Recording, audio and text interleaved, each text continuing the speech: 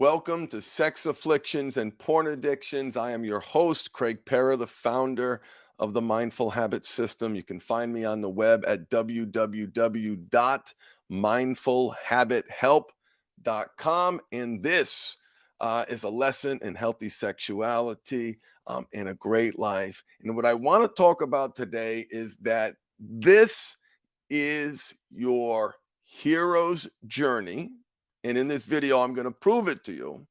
And I also propose that defining your journey from the sex or porn addiction perspective may be holding you back.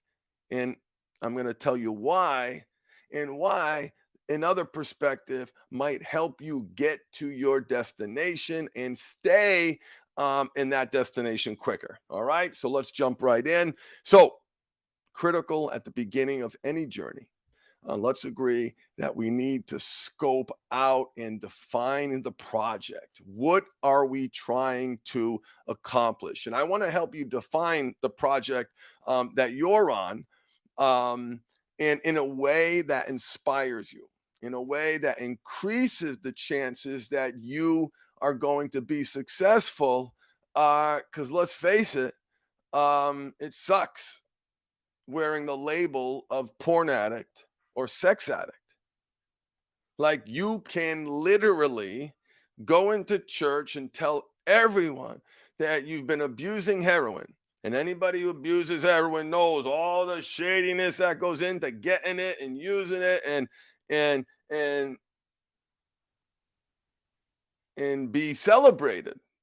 But to share something like this, it brings deep shame, and that is keeping so many people hiding. And the reason we're focusing on it, the reason why I want to focus on it today is because too many of you are anchored or locked into the identity of being a sex addict and being a porn addict.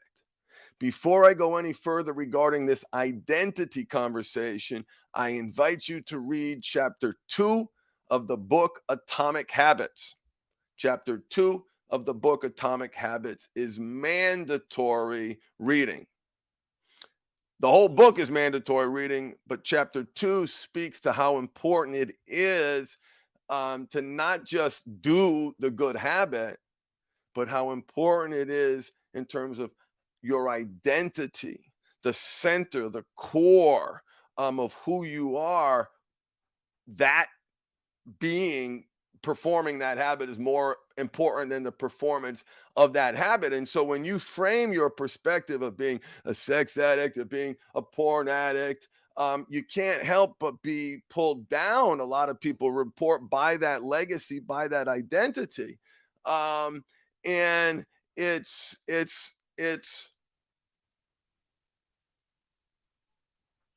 and as you treat this problem, the porn addiction and sex addiction, that identity may grow. It's what you talk about, it's what you read about, it's the groups of therapy that you go to, and those are all great things. Continue to do those things, but some people say that that's too much on the break a habit part of the equation. I need more on the make a habit part of the equation. Right. So to break a habit, you have to make the right habit that meets the right need. We're talking about the identity of being anchored to being a porn addict and being a sex addict, because that makes people feel shame. So if to break a habit, you have to make the right habit that meets the right needs, and you've accomplished that, let's ask ourselves, what is the identity of a person who is meeting that needs proactively? I propose to you that that man is a hero, and this is your hero's journey. Now, you may be asking, how do I get to hero's journey from excuse my language, I'll speak to how I felt about myself at times, a snivelly little whiny hiding bitch who has to beat off in the bathroom and hide from his wife because he's so pathetic and can't get his needs met and feels like a worthless piece of crap. How do we go? Who hides, who lies, who sneaks? How do you go from that to hero's journey? First of all, um, the reasons why this, whatever your sexual behavior, has become your primary numbing, coping, and escaping strategy. The reason why these behaviors are causing great pain and anguish, and the reason why this behavior is a salve or a rub and ointment on pretty deep wounds. Meaning there's an input that created that output. And to ignore that is foolish, because all it requires is you to be kind and empathetic and understand, hey, there's a reason how we got here.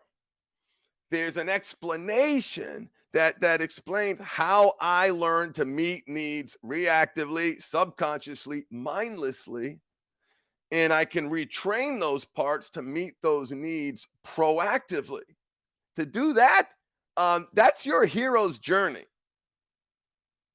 That's your hero's journey. And when you define yourself as, hey, I'm a porn addict, I'm going to therapy for my porn addiction, I'm treating my porn addiction, I've got an accountability partner for your porn addiction, your accountability partner should be holding you accountable for the amazing things that you want to accomplish while you are breathing and living on this earthly plane. That's what your accountability partner is holding you accountable for. And yes, we've got a sexual health check-in. So the focus shifts,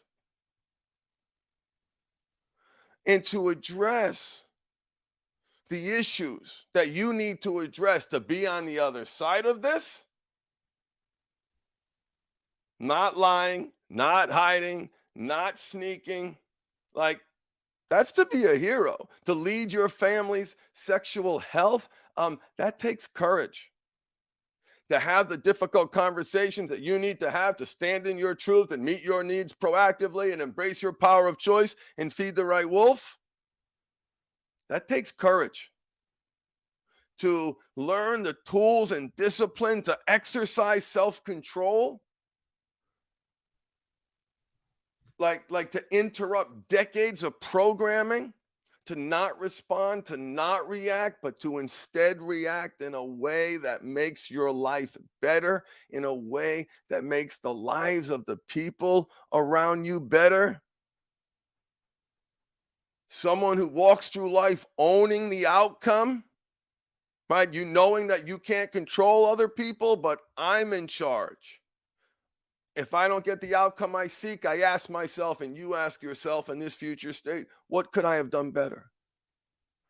Right? You've learned that failure equals opportunity all the time, every time, even when the failures suck.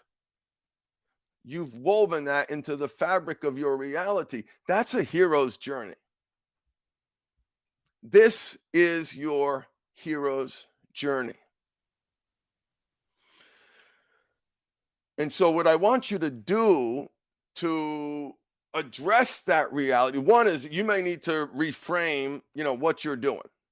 All right. And one way to do that, and it's very, very simple, you pause this right now and you take minutes to write down your mission statement.